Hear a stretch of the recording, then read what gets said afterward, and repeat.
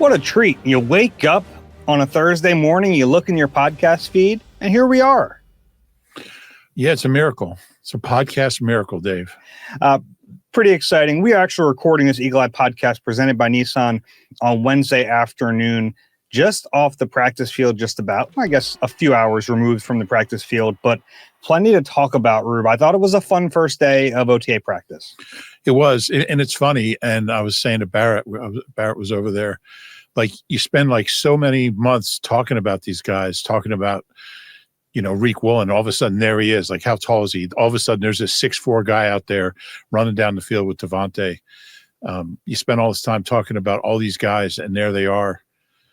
And it's just kind of a cool thing. You speculate about, Landon Dickerson and Cam Jurgens, and there they are out there on the practice field, which is good to see. So it's like all the speculating and yapping that we've done on Huddle and on the podcast for the last few months kind of came to life today, which was a cool thing to see. Yeah, it was very nice. Obviously, just the second day of OTAs. We'll be there for another session next week. We only get to see 2 of the 6 OTAs, which is a bit of a bummer because it prevents us from creating like a fuller perspective of what we've seen. So it's like, hey, if someone has a good day when we're there, they're looking good. It's tough to know what's going on when we're not in attendance. But I do have a bunch of practice observations to get to.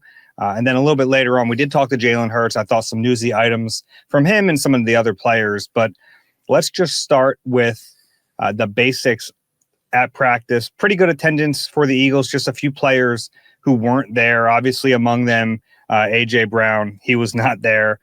We didn't expect him to be there. No Lane Johnson, no Dontavian Wicks, no Jalen Carter, and obviously no Jahad Campbell as he rehabs that shoulder. Yeah, I thought it was pretty good, pretty encouraging seeing some of the guys out there, seeing Johnny Wilson looking really good, seeing Drew Makuba running around looking healthy. So some of those guys we weren't quite sure about, and it was encouraging to see him out there. Yeah, among that list, I would put Makuba, Johnny Wilson, and then really Cam Jurgens and Landon Dickerson too, just seeing those guys back on the field. Yeah. So that was a good sign. And we got word that they had better attendance on day 1 of OTAs. Just one player was missing, and you can take a guess as to who that was. Lane? That would not be my guess. Okay. Yeah. Okay. We'll move on. There were a couple guys who were not practicing. One of them, Cole Wisniewski, the rookie safety. At this time of year, we don't know what injuries are. We don't get an injury report, but I wonder now if that's why Vic Fangio didn't mention him by name when he was talking about the safety options. Yeah, that's what I thought as well. Boy, he's big. He was out there walking around. If you just saw him real quick, would you think safety or would you think linebacker? I mean, he doesn't have the bulk of a linebacker. He kind of looks like a safety to me, I would think. But certainly you put 15 pounds on him, all of a sudden he's a linebacker. Big dude. Yeah, so he wasn't practicing. And Tucker Large, still around. He was the guy he's on NFI, non-football injury, because he came to the Eagles with an injury, but it's not like they just got rid of him. He's sticking around, and he was actually at practice. He was following Wisniewski everywhere. Mm-hmm. The two of them were inseparable. Yeah, and then Chandler Martin also not practicing. He got hurt last year on a different team, so my guess is if he can't be ready for a training camp, they'll put him on the PUP list. You would think. Okay. So that's who was there, who wasn't practicing. Let's get into some of the depth chart items, because to me, that's one of the most exciting things about these spring practices is even if there's not much action, you can see who's lined up where. Yeah. We'll start with the offense. No Dontavian Wicks in this practice, but worth noting with Kyle Lemon getting a ton of first-team reps from, I guess, day 2. We kind of suspected that. This is important. This is important for him to get that work with Jalen Hurts. It is, and we saw, some good and some bad. He did have a drop today, which you don't like to see, but he's just starting out his career. It's going to happen. I thought he made some nice plays with the ball in his hands. Looked elusive, caught the ball well, other than the one drop.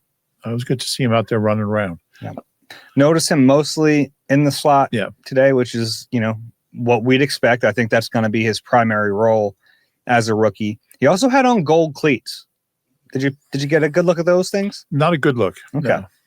I like a rookie showing up in some flashy cleats. Dave had his gold cleats on too, so make a note of that.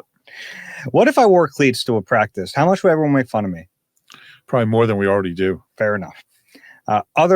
So no Lane Johnson at practice today. Guess who the right tackle was? Markel Bell, rookie third-round pick. That's pretty telling to me. That was interesting. Yeah. And we just talked about this. What are they going to do with him? Are they going to start him out at left tackle or right tackle? But his path to playing is right tackle. So from that standpoint, it makes sense. Yeah, and he's someone who only played in games, at least left tackle at Miami. He was a starter there. He did tell us he got some reps on the right side in practice, and we're kind of wondering where they'd start him off. And at least for this practice, he was starting right tackle in place of Lane Johnson. So I think that tells you a lot about what they think of this kid. Yeah, and you draft a guy in the third round, you hope that he would be on that track where if Lane's not there, he's getting the reps with the ones. And nothing against Big Fred, but you draft a guy in the third round for a reason. You want him to be the next guy in. The rest of the starters were out there in 11 on 11s. Now this is 11 on 11s in shorts without pads. So it's not like there's contact, but still encouraging to see Landon Dickerson and Cam Jurgens out there. It was. That's kind of the first thing I looked for. Will we see them dressed out? Will we see them kind of off to the side, just kind of watching? But it was good to see him out there. And they're just so pivotal. Those two guys are so pivotal to what this team is, what this offense is, what Jalen can do, what the whole thing is going to look like. Not a ton of depth. We'll get to some of the depth there in a second, I'm sure. But I thought that was really encouraging. Yeah, looking at the second team offensive line, the most interesting note of this offensive line was Miles Hinton, the second-year offensive lineman, was at left guard. That is a fascinating development to me because at first I saw what I thought was 76, and I was like, wow, they have the rookie Micah Morris already with the second team. And then I looked closer and I was like, no, that's an 8. That's 78. That's Miles Hinton getting reps at guard for the first time. And it kind of makes sense. I mean, they have some questions to answer there at backup guard. And he's a guy who's been here. He knows the offense. He's a smart kid. He's had a year here. Obviously, he wasn't here with Chris Cooper, but he was here with Stout. And I think he looks like a tackle, but certainly if Mekhi Becton can play guard, I mean, you can have big guards, and they've got some questions to answer at guard, and why not give him a shot? I like that. Yeah, I do too. And then on the other side at right guard was Drew Kendall, which is notable because a lot of people kind of viewed him as maybe a center only. He got some reps at guard in practice last year, and they had Jake Majors as a second team center. So ultimately, I think if something were to happen to Cam Jurgens this year, it would be Drew Kendall going into the game at whether at guard or center, but there looks like they're getting him guard reps right now. Yeah, which is good. And you want as much versatility from these guys as possible. You don't want Drew Kendall to just be a center, and you don't want Miles Hinton to just be a tackle. So this is good work for them. And then third team, they had Micah Morris in there at guard. They had Cameron Williams down with the third team at tackle. So, and they also had Holland Pierce at tackle. So he's now back to being a tackle after they mostly played him at guard last training camp. Yeah, a lot of those second-year guys kind of keeping an eye on them, moving them around, seeing what they can do. I don't think I've done any other offensive depth chart notes. We saw Johnny Wilson getting some work with the first team, but then again, no Dontavian Wicks. So I'd assume that would be Dontavian Wicks, but a little, tip of the cap to Johnny Wilson, who has been around for a little while, got hurt last training camp, that he's going to make a roster push here. Yeah, he caught a couple passes, and I thought he looked good. I thought he looked good running, coming off a bad injury. You want to see how the guy's moving, so it was good seeing him out there. Okay, let's flip. And he got taller, by the way. He's now like 6'10". I don't think he got taller. He got taller. Let's flip to the defensive depth chart. I thought there were actually more interesting notes on that side of the ball. Vic Fangio told us that it would be Cooper DeJean at safety in the base package next to Drew Makuba, who did team drills, by the way. So that's definitely, even more than him just practicing in any capacity, him doing team drills was a good sight. But then it was Marcus Epps in next. Yeah, and that's just kind of what we were expecting, and it's what we got. Yeah. Second team, Andre Sam and Michael Carter. To be expected. Yeah. Michael Carter, by the way, was the next defensive back on the field in the dime package. Interesting. Yeah. First linebackers on the field without Jihad Campbell were Zach Bond. Or Nakobe. Yeah. Mm-hmm. Post Nakobe, yeah. But also without Jihad Campbell out there, who we kind of know he's a starter, obviously. It was Trotter next to Bond at first, but then they did work in some other guys. They worked in Smile Mondin and they worked in Chance Campbell. Chance Campbell, another guy was around last year on the practice squad. I'm not sure if he was here the whole year. He was here most of the year, I believe. Previously from Tennessee. Big dude.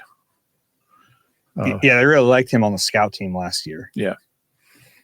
Yeah, so that's a little bit of depth there. I thought it was interesting that they were flipping sides from series to series. Quignon was on the left to start, then he went to the right, and then like back and forth. So him and Reek Woolen were getting some of the work on each side. Yeah, that was interesting to see. And then it looks like the next cornerback in is Jonathan Jones, the veteran, 33 years old. When they gave Quignon a little breather, Jones was the next guy in. But then he picked up some extra reps as the third team nickel, which tells me that they're getting ready for him to enter the game. We're months away, but they're potentially getting him ready to enter the game no matter who would go down. Yeah, they seem to like him. Yeah. And he made a big play. Let's start with his big play. Yeah. Pick 6 on Andy Dalton. Yeah. Made a nice athletic play on the ball. There were a bunch of whistles, but he just kept running to the end zone. The play was over. Defense was pretty fired up. They all kind of followed him down into the end zone. Yeah, it was a nice snag and a nice return. Yeah, I mean, the ball, to be honest, was thrown at him. Yeah. I don't know what Andy Dalton saw there. Maybe he was kind of drifted into that pocket. But Andy Dalton, by the way, was the second team quarterback today. They have apparently been rotating back and forth, him and Tanner McKee. But they also got the rookie Cole Payton some reps as well. I think 2 reps. Well, early on, they got him another 1 or 2 later. Yeah. A little surprised to see Dalton getting any second team reps to me. That I did not expect to see that. Yeah. But, and based on one non-padded practice, Tanner McKee's better. Which is like kind of what I think anyway, but we'll see how that plays out over the next. Dalton made some good throws. I mean, that was a bad one. The pick 6. He missed some too. He did miss some. Yeah. I would put Tanner ahead of him if I was making a depth chart. I'd be really shocked if they went into the season with both of those quarterbacks on the roster and Tanner McKee was not the backup. That would shock me. But maybe it's kind of, a backup plan in case they trade Tanner.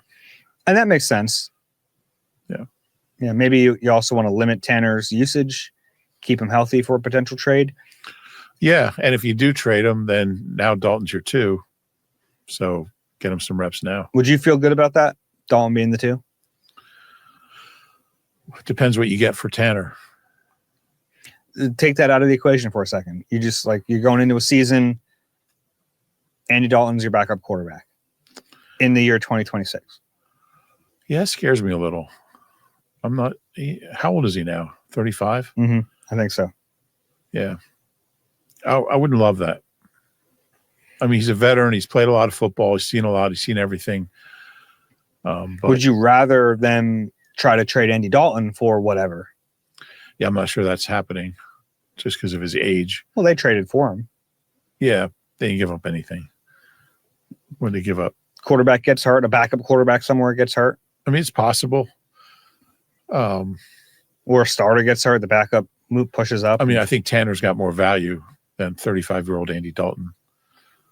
So, I mean, I'd rather have Tanner as my 2, but if I can get something of value for him, I would do it. Okay. And go with Dalton.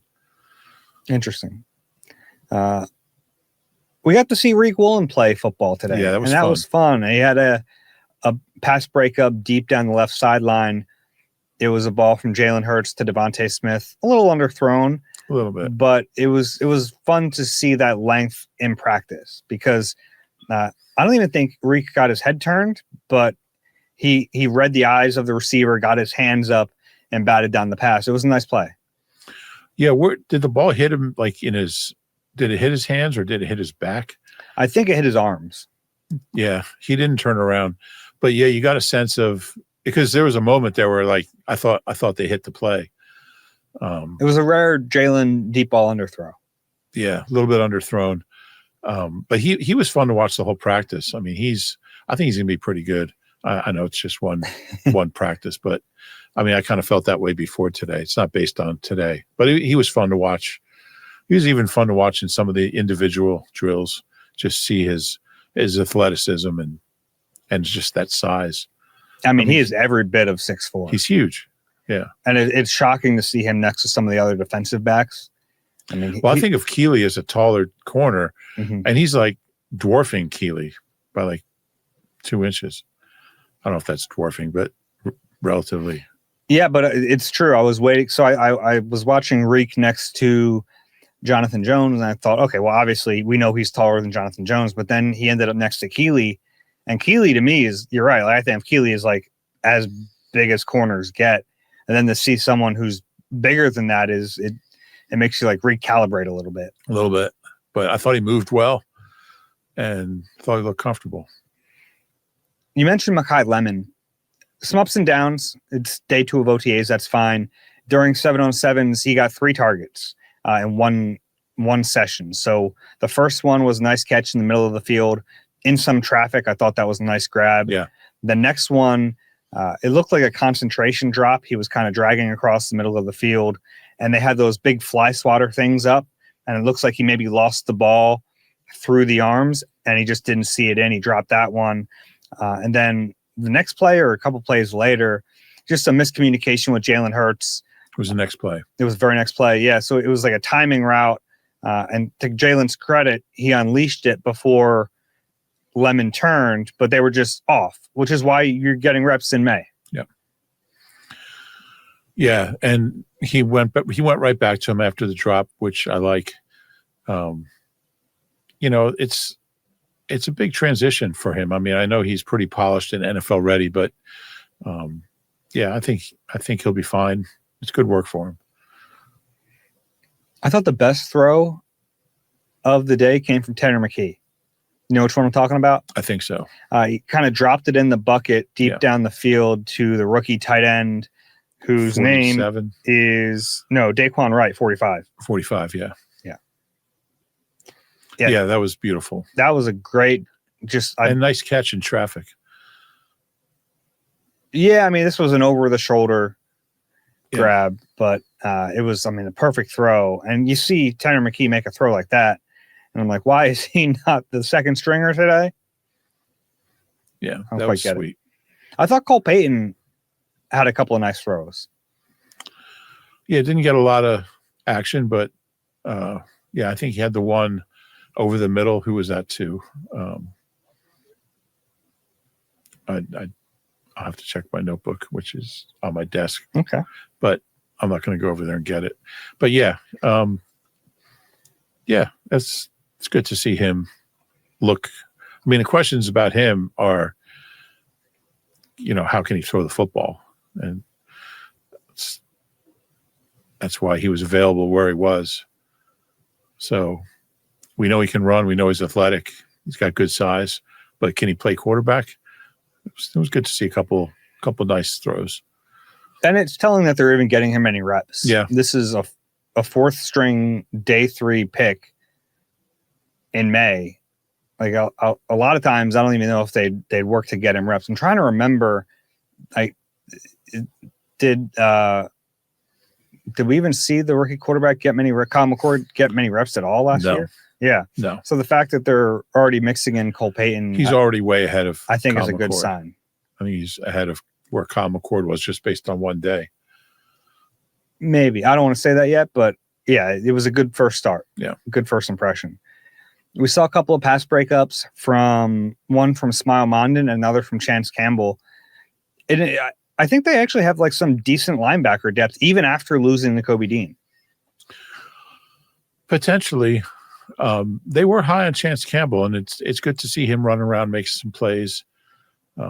Interesting guy. He's got good size, good athlete. Yeah. And I think we're both pretty high on Trot, what he's capable of doing if he had to play. Yeah, high on him in terms of like he would give them a competent level play. Yeah. I don't think he'd be like a clear target at all times. I feel like he's someone who would go in there and play at a decently high level. I don't think, I think his ceiling is somewhat limited, but he would give them competent because play. Of his size. Yeah. His size, and like he's not a super next level athlete, but he has instincts, and instincts get you pretty far playing linebacker.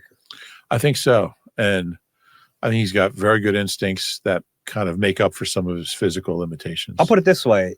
If you had a linebacker and you could only choose one or the other, you'd pick instincts over like pure athleticism if they can't develop. Absolutely. I always think like Davion Taylor, right? Had all the athleticism, didn't have the instincts, and it didn't work. He played well that 6-game stretch before he got hurt. And then he never played again. And the last one, I thought maybe the best offensive play of the day came from a guy who signed in the morning. Pretty cool. Brandon Hayes, rookie from Southwest Louisiana State. Close. Southeastern Louisiana. Man. Yeah, Southeastern Louisiana. The Eagles had him in for a tryout during rookie camp. They signed him on Wednesday, and then he goes out and he mosses Keely Ringo in a team drill. Yeah. Welcome back, Keely.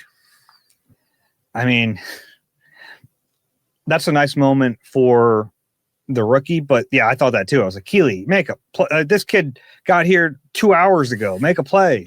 Yeah, nobody even knows who he is. I mean, Keely was buried today. He was. Through the first 7-on-7s, he didn't even get third team reps. Yeah. He's going up against a guy they signed in the morning. He's a really good special teamer, but I don't think he's going to make the roster if they just simply cannot trust him to play cornerback. Yeah, I would agree with that. I mean, he is a very good special teamer, but I'm not sure he's good enough to just make this roster based on special teams. If you can't trust him to go out there for a snap. Yeah. It was a shame. It was like he had good position, and then the ball's in the air and he just didn't make a play for it. Yeah. I think you're standing next to me. You're like, Keely, make a play. Just try to make a play. Yeah. Yeah. It was strange. He had really good position and it didn't matter. Yeah. The other guy went up, and the other guy got yelled at for going to the ground because you're not supposed to do that in these practices, but good for him. He made a play in his first practice. He did. Something to write home about. Yeah, it was nice. My stupid observation of the day. Can you guess what it is? Oh, probably has something to do with Vic. Oh, it doesn't. I thought about that one. Yeah, we watched Vic set up the box drill, which the box drill is basically 4 dots in a square. 4 dots in a square. And 4 small dots in a big square. Yeah. It's like a constellation. No? And it's basically Alpha Centauri out there. Changing directions. It's a fun drill to watch. Yeah, it's very fun. It's a conditioning thing. The players pride themselves on it. But it was fun watching Vic set them all up. And it's just 7 Vic paces. Yeah. Between them. Yeah, he paced them out. And at one point, he dropped a bunch of them and he just kept walking. It was great. I joked with you on the sideline that the reason Sean Desai didn't work out was because he has a different gait than Vic Fangio. It's a great drill because so you have this box, and how many feet would you say the 4 circles are apart from each other? 15, 10, 11 feet. 15 feet. Okay. 12, 15 feet. And so the coach running it, in this case, it was well, they have them all over the defense. Well, the one we were watching, yeah, there's a bunch of them, but we were watching I forget, but they basically was it Wash? No, he was in the next group. But he'll basically like point to whichever circle the guy's got to run to, and then he's got to like get there really fast and then go back to the middle and a point to another one. He's got to get there. I wanted to try that one. I think I'd be good at that. You think so? Yeah. Okay. We'll set it up in the parking lot here. Okay. I don't know if I want to do it in the parking lot. Go over to FDR. We should Sure. probably get off the company property For legal reasons. Yeah. When I get stretchered out of there. My stupid observation was just I love watching how the specialists have to help out during a practice. So at one point, Braden Mann is catching kickoffs and throwing them back. Good arm on Braden Mann. Keep a little mental note of that. And then the new long snapper, Rocco Underwood, it was his job on like the peanut punch drill to set up the ball in the dummy's arms and then to grab it and put it back up before the next guy. I like the fact that they were running gassers. So the special teams guys were running gassers across the field with Michael Clay in the group, and Jonathan Grenard joined them. So it was the kicker, the punter, the long snapper, the special teams coach, and Jonathan Grenard just jumped in. And Braden Mann is quick. He won everyone he wanted to. There was one he just kind of dogged it, and I think Clay beat him. Clay's a pretty good athlete himself. He is. But yeah, John, here's this Pro Bowl edge rusher who just jumped into this $100 million contract. Yeah, $100 million contract and just jumped into these special team races. I thought that might be your stupid observation. That was mine.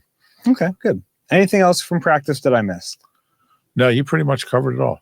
It was fun to watch. There was one other thing I thought about. Saquon had a really nice burst at one point. Early on. Had a big hole. And looks fast. Yes.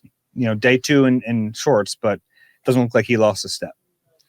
Oh, how about the running back from Houston looked faster running back to the huddle? Damian Pierce. Pierce. So, yeah, he kind of looked slow running the rep down the field, and they're screaming, get back to the huddle, and he just sprints. Yeah, they ran a hurry-up play. Yeah, and he sprinted back to the huddle like 40 yards, 50 yards. Looked faster running back to the huddle than during the rep. He actually did. We were not at a lack for stupid observations today. No, there was plenty of them. Let's take a break. When we come back, I want to get into what Jalen Hurts was asked about, what he said about a few different topics. You deserve a car that thrills you, a car that puts goosebumps on your goosebumps. At Nissan, we've got everything from turbocharged SUVs to 100% electric vehicles that'll make your heart beat faster. Experience the thrill for yourself and shop your local Nissan store and nissanusa.com today. We're back on the Eagle Eye Podcast, brought to you by Nissan. Reuben Frank and Dave Zangaro with you. Rube, after practice and after we talked to some other players, Jalen Hurts strolled up to the front of the auditorium, asked a lot about Sean Mannion, asked a little bit about A.J. Brown. Where do you want to start? Let's get the A.J. stuff out of the way. Okay, good. I appreciate that he didn't act like, what are you talking about? AJ's on the team. He didn't play that stupid game that the Eagles have been playing all off season. He acknowledged that he knows it's been lingering, and they just have to worry about the guys who are in the building. And I think that's the way the team has to approach it if you're on the team right now. Yeah, you're right. And I think they're pretty focused that way. Even Saquon said that, he's one of my best friends. I've never met a better person than AJ. He said all these nice things. But, we got a season to prepare for. This is a business, and the guys that are here are going to get ready and do all we can to prepare for the season. That's all you can do. You can't, what are you going to do? Sit there and cry because AJ's not here or is leaving, he's getting traded? You can't do that. And they have good players. They have other good players, and they'll miss them, but show must go on. Yeah, and I think some, not that anyone's excited in that locker room that he's leaving, but I think there's legitimate excitement about what they have going on, what they have going on with the offense, what they have in Devontae Smith now getting a chance to be that top receiver. I think guys are legitimately excited for him and this chance for him, his career. Yeah, Devontae's one of the more popular guys in that locker room. I think everybody loves Devontae, loves the way he plays the game, loves how much he's a team guy and sacrifices himself, how tough he is, how consistent he is. Just what a positive guy he is. You never hear anything negative from Devontae. So I think he's really well liked. I think everybody wants to see him really blossom in this role. And Jalen was asked about his relationship personally with AJ Brown. I know that's been a really big topic. He said nothing has changed in the months that we spoke with him after the season when he said they were in a good place. He congratulated him on getting married, said the photos looked beautiful, and he kind of left it at that. I think that we know there were issues at least one point between those two guys, at least football-wise. One of the Eagles star players, Brandon Graham, told us that on a radio appearance, and I think that kind of just is what it is at this point. Yeah, and you move on. Yeah. Now, maybe at some point when AJ Brown eventually speaks in New England or wherever he ends up, he'll give some more insight into what led us to this point and the relationship between himself and Jalen Hurts. But until then, that's kind of where it lies. What are the odds the Patriots are going to make AJ available in Foxborough Joint Practice Day this summer? 0. That'd be exciting. The Dolphins made Nate Allen available, a former Eagle, when they were here. Slightly different. Same thing. Yeah, it's about 0. At some point, he's got to talk. Yeah, and look, I think AJ is someone who sometimes can't help but be honest. Yeah.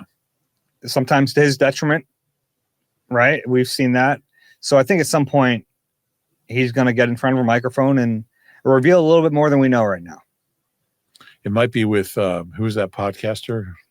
Janky Rondo. Dinky, what is it? Janky Rondo. Yeah, maybe he'll do another pod with Janky. Yeah. A streamer, Janky Rondo. Oh, he's a streamer. Mm-hmm. Okay. I credit him for talking to AJ last year. None of us were.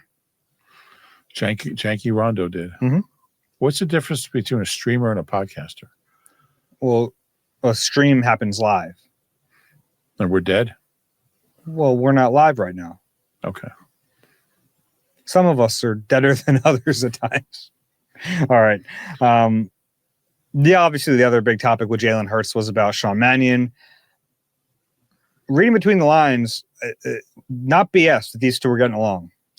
No, he seemed really excited to be working with him. And I think the thing that was most impressive to me was when he said, I can't remember if it was my question or follow-up, but he said, I'm getting the answers that I need when I ask him questions. And that's so important. And he talked about how he talked about being under center, and he wants to know the why of it. And that Sean Mannion has explained to him, we're not just going to go under center. Here's why we're going to go under center. Here's how this is going to make us a better offense and how it's going to make you a better quarterback. And that's important. He's not just coming and saying, this is what we're doing. He's explaining why we're doing it, what it's going to achieve. And, and I think that's really important. I think those comments from Jalen kind of tie it all together. Yeah. When we're talking about how coachable is he, how hard-headed is he, how willing is he to accept coaching from various people within the organization. I think it kind of gets back to, he wants to know the why. I think that's like a lot of people when they're learning something new, they want to understand what's the purpose of it. Not that we're under center just for the sake of being under center, but like, what are we trying to accomplish with this formation? Because you're going to be more committed to it if you understand that. Yeah. And I think if he's going to take ownership of the offense, which he should, he's the franchise quarterback, he needs to understand those things. And it can't just be, we're doing it because I say we're doing it. That's not good enough. And I wouldn't expect him to think that's good enough. So to me, when I heard that answer, it kind of tied everything in with the new coach, with what we've heard about Jalen and his personality, and why those two seem to be meshing at least early on. Yeah, that's a good way to put it, and I would agree with that. If you didn't see Jalen and Mannion talked last week, I guess on Thursday. And what's today? Today's Thursday, but it's actually Wednesday. But I would say watch those two pieces of video, and you'll feel pretty good about where the offense is and where it's headed. Now, sometimes talk's cheap. I get that, but we're in May, so take the encouraging signs as they are. Because this is going to sound blunt. Did you ever hear Jalen Hurts talk about Kevin Patullo the way he talked about Sean Mannion today? Never.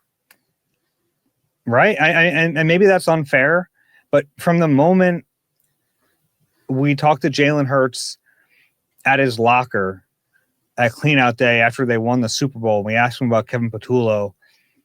He was very tempered with his praise of that choice. He just was. Yeah. I think in this first press conference about Sean Mannion, he was already more complimentary. And he seemed more encouraged. Effusive. Yeah.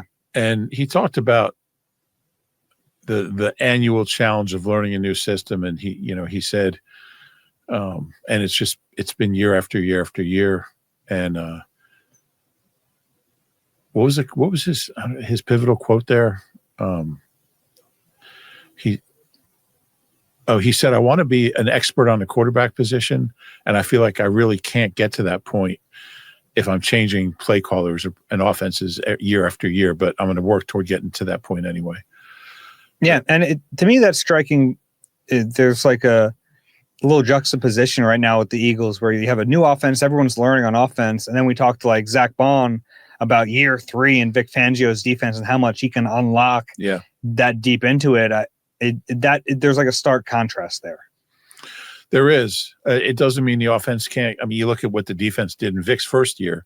Sure. So obviously that was a great year. So I think the offense can get there. I think they can be a top 5 offense in Sean Mannion's first year just because they're so talented. And if he is who I think he is and who he seems to be, which right now we still don't really know, but I think all signs are pretty encouraging right now, pretty positive.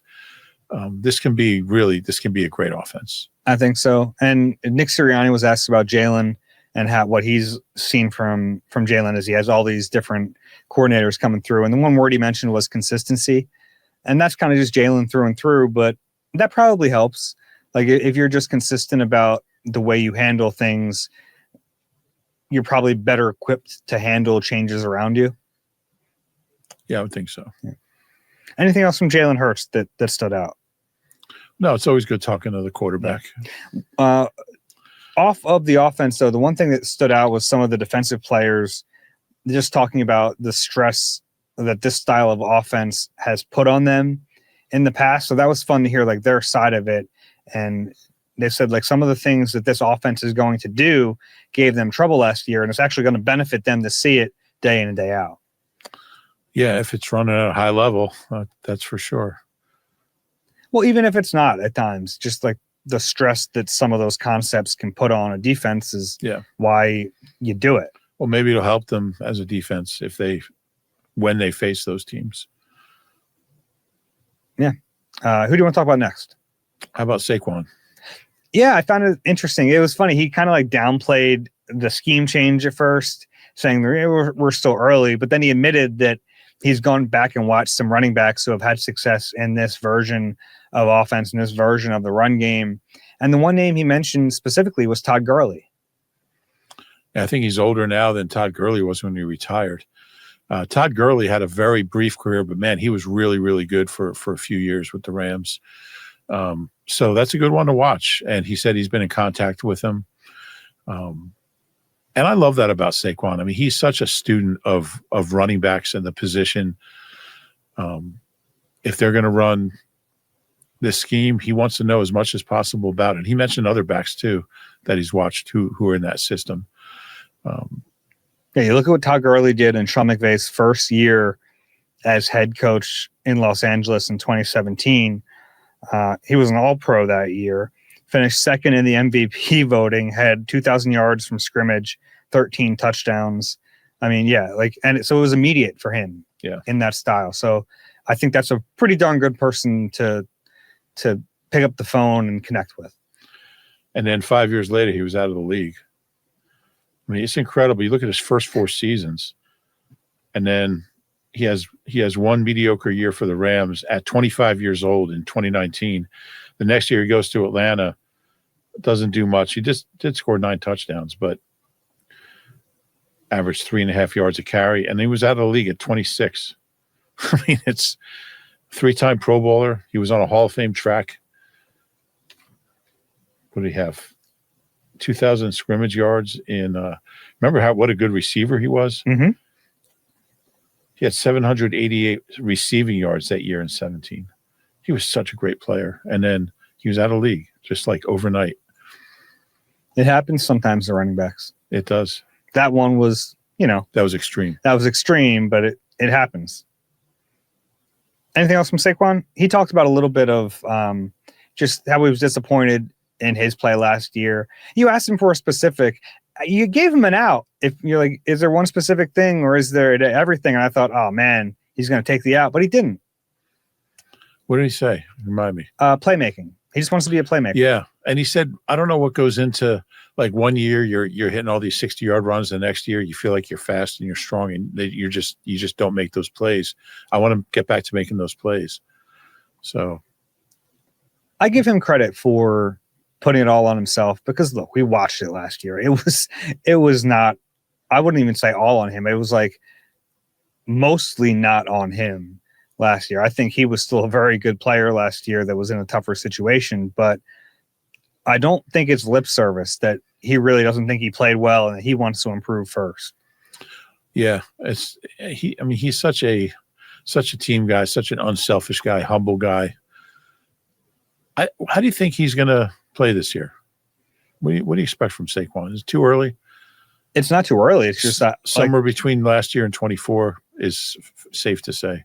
Yeah, I think that's fair. But like I said, like it's not about him. Honestly, I think it's really about the guys in front of him. I think the scheme could maybe help him, but it's new to him as well. He did talk about some of the benefits of being under center for a running back in that you don't have to work to square your shoulders as much. You're already able to be square. So like, I think there are some advantages to that for him. Yeah. But then again, on the flip side of that is if Jalen's not running as much, you don't have the +1 in the run game anymore either. So that there could be some drawbacks to it. Possibly, but he seemed pretty excited about the scheme and what it'll enable him to do. Well, he's 29 now, and not a lot of 29-year-old running backs have like 1,500 yards in a season. Derrick Henry, I mean, it does happen who he's friends with. A few have done it, but, John Regan's had some really big years when he was an older back. But it's rare. So it'll be interesting to see how he responds. I think he's going to be pretty good again. I think somewhere between, like, if you split the difference between 24 and 25, you're looking at 1,550 yards. You would certainly take that. Yeah, you sure would. Yeah. Zach Bond and Jordan Davis spoke with us. Anything from those two guys that you want to mention? Not really. Zach Bond talked about Nakobe. They were very close. He thanked him for kind of teaching him how to play the position when he got here, which he had never played before. Wished him luck. And now he gets to be that for younger players, which I think he's enjoying. Yeah. Yeah, he said that. He said, now I'm the old guy who's teaching. Got robbed in that all-pro voting, I thought, last year. Yeah, it seemed like he didn't have like some of those big splashes from the year before, but he was still awesome last season. Really, really good. He was not a fluke. I know that some people think he took a step back. I really didn't see that. I thought he was excellent. Yeah, I didn't see it either. I voted for him, all-pro voting. But yeah, I don't know if there's anything beyond that from him. Well, we mentioned it earlier with the framing about how new the offense is and how nice it is to go into year 3 of a defense. But he got into some of the specifics about like what that actually means for him as a linebacker. And I think like year 2 for him was like, okay, now I don't have to just focus on myself. I can think about the other positions on defense. I think it's even further this year. He said, now I can like start to think about what the offenses are doing and how I can steal plays. That's the way he worded it, how I can steal plays. And that kind of reminds me of his pick in the Super Bowl. Like that was a stolen play. That was just something that he did because he knew he could do it. I think that's fun to think about the levels to this of like learning a defense years into it, where everything is just like all instinct at this point. Yeah, that's fair. Anything from Jordan Davis? Always enjoy talking to Jordan. He looks great, by the way. He look really good out on the field. Looks lean and powerful, fast. But now, what do you got from Jordan? Just the UR stuff I find fascinating. He gets to watch Clint Hurt teach UR Bernard, who doesn't know anything about American football. So he gets to like learn it through that lens and get to see Clint Hurt work on such a raw prospect. And I think he's enjoying that process. And he said Uar's been great in the room. He said he really has fit in, which can't be easy for a guy who's never been through any of this. We didn't mention on the practice field. Did you have a chance to watch Uar at all? A little bit. Some of the drills. Yeah. I mean, he looks stiff. Not surprising, but man, he's big. He's explosive. He's explosive and he's fast. You can just see why they liked him. There's something there. It just might take a couple of years till they can get it out of him. But it was fun to see him out there doing some of the drills on the far right there. Question time? Yeah. Let's get to some questions. We have a little bit of time here. Eagle Eye at NBCUni.com, QR code on the screen. If you have a question for us, you can scan that QR code and send it to us that way. The first one today is from Curtis. Hey guys, shout out Rube for mentioning Dubuque, Iowa a couple podcasts back. Great underrated area in my opinion. In parentheses, I was born there. I just don't see it with Mekhi Lemon. I know he produced in college and has strong intangibles, but his lack of physical traits scare me. I get the same feeling I had when they drafted Jalen Reagor. I hope I'm wrong, but I just don't think it's enough to produce in the NFL. What are your thoughts? Bonus, any chance they use Cole Payton to run the tush push this year? Any questions about Cole Payton have to be prefaced with he's got to be up on game day, and that might be tricky. But if he is, I think anything's in play like that, certainly. Yeah. I don't know if Jalen's going to be – imagine trying to pull Jalen off the field for a day 3 rookie for a tush push. Who went to the same school as Carson, yeah. But he'd probably hold that against him. Yeah, Jalen likes getting those touchdowns. He likes racking them up. I don't remember. What was the context of Dubuque? I don't know. I remember. But, yeah. The main question here is about Mekhi Lemon. Yeah. I'm just fixated on the Dubuque stuff. No, it's fair. I mean, he doesn't have world-class speed, doesn't have world-class size. He doesn't have that one world-class trait. He's just a really good receiver. And I mean, I think that was also a knock on Jalen Reagor, but it doesn't mean he's going to end up like him. Well, no, I mean, Jalen Reagor had pure speed. He was fast. Yeah. That was kind of the sell with him, was that like they explained away the lack of production at TCU, but said, but look at this straight line speed. That's a quality we need. And that's why they were like, he's not just a slot receiver like that Justin Jefferson. He's going to be, a speedy outside receiver for us. And they banked on the trait, and the trait didn't pay off. So like maybe you have the same feeling about Jalen Reagor that you did about Mekhi Lemon, but I think the prospects are like very, very different. Yeah, I think so as well. But I mean, there's no locks. I mean, there's no guarantee. I mean, they certainly drafted some wide receivers in their day, from Freddie Mitchell and, Kenny Jackson, a bunch of them who haven't panned out. But I'm pretty positive on the kid. Yeah, I think he has the potential to be really good. We'll see if that plays. I think that there's less bust potential than there was with Jalen Reagor. Well, we know he's a bust now, so.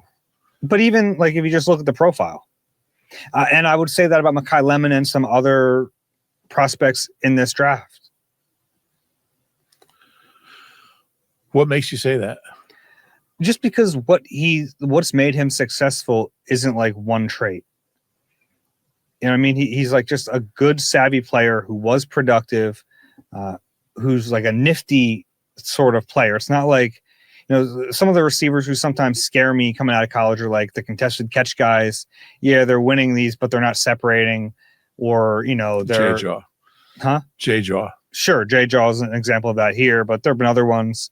Or if you're just like banking on one trait, the upside might be greater, certainly.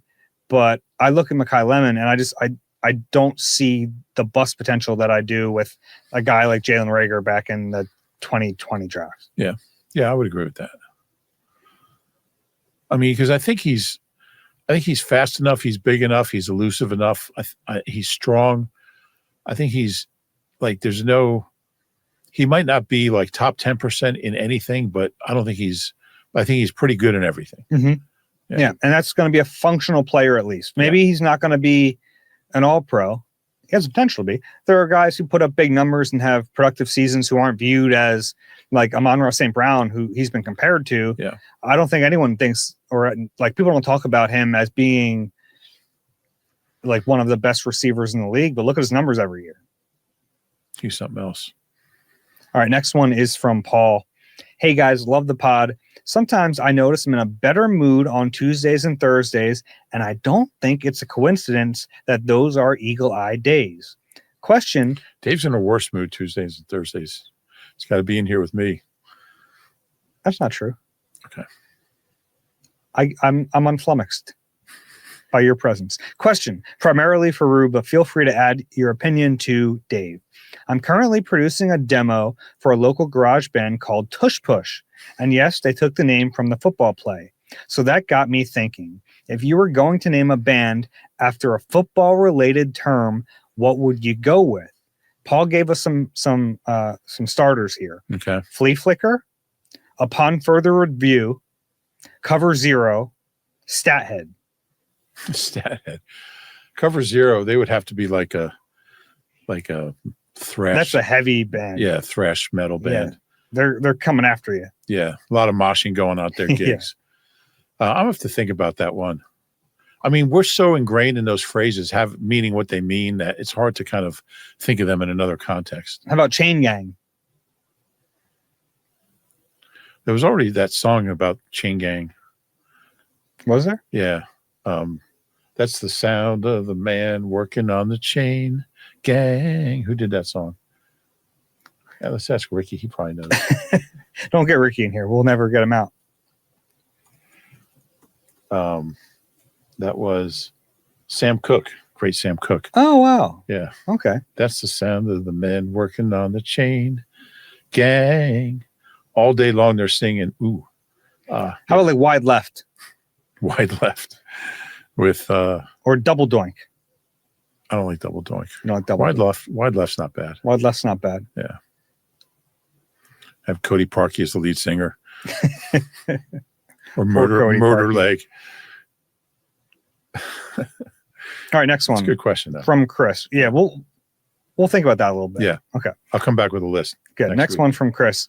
I'm predicting that if all goes well, Jalen adapts to the Mannion offense, or at the very least, shows growth in the known trouble areas, throwing over the middle, under center play action, etc. Howie will package the Eagles' first-round pick and the haul from the A.J. Brown trade to trade up or target a blue-chip tackle prospect. But if things don't go well, and it's clear Jalen hasn't taken direction well, doesn't adapt or buy into the Shanahan-style scheme, he can pivot to a QB in what is predicted to be a top-heavy 2027 class. Thoughts? They're not drafting a quarterback next year. I think Jalen's going to play well this year. I think he's going to respond to everything Sean Mannion's given him. I think he's going to be a good offense. I think he's going to – I mean, he's never had a bad year, and he's had a different coordinator. I mean, even under Patullo, he played well other than the San Diego game, Chargers game, whatever the heck they are now. It wasn't his best season, but, yeah, I would expect that he'll play well, and they're not going to draft a quarterback. One more? Yeah. From Dylan, Do you think there's any chance they'll draft a quarterback in the first round next year? I don't want to say zero because nothing Never is say zero, but yeah, no, I'd be really surprised. Yeah. Especially because like I don't think the talent's going to like evaporate. So I don't think he'd want a rookie quarterback with this talent right away. You know what I mean? I think he'd want someone who can win. Yeah. From Dylan. Hey guys, first off, thank you for the valuable insight and updates that allow me to follow the birds from my home in Southwest Virginia. You guys are the best Eagles pod around, and I haven't missed an episode since the beginning of the Sirianni era. My question is about the legacy of Randall Cunningham. I wasn't alive to see him play, but as one of, if not the first quarterbacks to show you can win with more than just your arm, I'm surprised he's not talked about more league-wide as setting the standard as a prototypical dual-threat quarterback. Why do you think that is? Is it simply the lack of playoff success, or is there more to it? Would love to hear your thoughts. Thanks again for all the amazing work you do. Well, I would start out my answer by saying I think he is. I think he is. When you listen to other dual threat quarterbacks talk, even the ones who weren't around when Randall was playing, they'll I mean, Michael Vick always talked about Randall. Donovan talked about Randall. Jalen's gotten to know Randall, which is kind of cool. He was a really good passer. I mean, there was that one year he had 30 touchdowns in 90, but man, he was such a great runner. He ran for 985 yards that year. Crazy. Over 1,000, including the playoffs. So I think he is viewed that way as kind of the first of that type of player. But I think the fact that he was 1-4 in the playoffs as an Eagle, and then when he finally had success with Minnesota under Billick, he really didn't run at all anymore. He was just a passer. He was became a great quarterback and passer. And he said later, he said in interviews that he really wishes he had paid more attention to kind of learning the offense, learning the passing game. He thinks he could have been a lot better, which is true. He didn't really put in the time back then, but he was still really, really good. But yeah, I mean, they lost 88. They lost to the Bears. 89 and 90. They lost to the Washington and the Rams in the first round. So he didn't win a playoff game until they went to New Orleans in 92 and won down there, and then got killed by the Cowboys in the conference semifinal. I think the fact that in 95, he wasn't prepared to play. Rodney Peete was starting the Cowboys playoff game after they beat the Lions 58-37. And, he flew home to Vegas because his kid was being born. He didn't bring his playbook. And we were down to Vero Beach for the week for practice. And he flew from Vero Beach to Vegas, didn't bring his playbook, didn't study, didn't prepare for the game. And then he had to play because Rodney got hurt early in that Cowboys game. And the Eagles got killed. And that was the last time he ever played for the Eagles. So I think that kind of hurt his legacy as well. I mean, and he admitted in the locker room, I was standing right there. He's like, yeah, I didn't bring my playbook with me to Vegas. Can't do that. Yeah, it's rough. Where does he rank on like coolest Philadelphia Eagles? He's up there. He was pretty cool. Randall was, I'll never forget. Randall was so funny. Randall would come over to us during practice and talk to us. But things were different back then. You would have liked it when, he would. I remember once Randall came over. We were at JFK. We were right here. JFK was right where we're sitting, and he came over during practice and started asking us all how much money we made. How much do you guys make? What do you earn, Rube? What do you earn? What's your salary? And we spent all of practice like he just didn't feel like practicing, so he was on the sideline. And it's just talking to us about how much money we made. Randall was he was one of a kind. I love that guy. And real sweet dude. He's coaching his daughter in the high jump now. Vashti. And I'm a big fan. Let's end there. I appreciate the question about Randall. Cool. I'll talk about Randall anytime, as you can see. Eagle-eyed NBC. I'm not done yet. Eagle at NBCUni.com. QR code is on the screen. If you enjoy the Eagle Eye podcast, please do us a favor, rate and subscribe wherever you get your pods. If you're watching on YouTube, click the like button and subscribe there as well. Rube, that was a fun OTA practice. Anything else on your mind? No, I actually watched the Vegas, who they beat, the Colorado last night, game 4. Yeah. Torts is their coach and Carter Hart's their goalie. Yeah. And they were like an average team that fired their coach. They hired Torts, and they've lost like 4 games since then. So they swept Colorado, who won, I think, like 20 more games than them in the regular season. So it was cool to watch. I think in the last pod you brought up Jared McCain. Oh, my God. Now this pod you're bringing up Tortorella and Carter Hart. Jared McCain last night, what do you have, 20 in like 22 minutes? He's unbelievable. Unreal. What was Daryl Morey thinking? Don't know. Let's end there. For Reuben Frank, I'm Dave Zangaro. This has been Eagle Eye, presented by Nissan. We'll talk to you soon.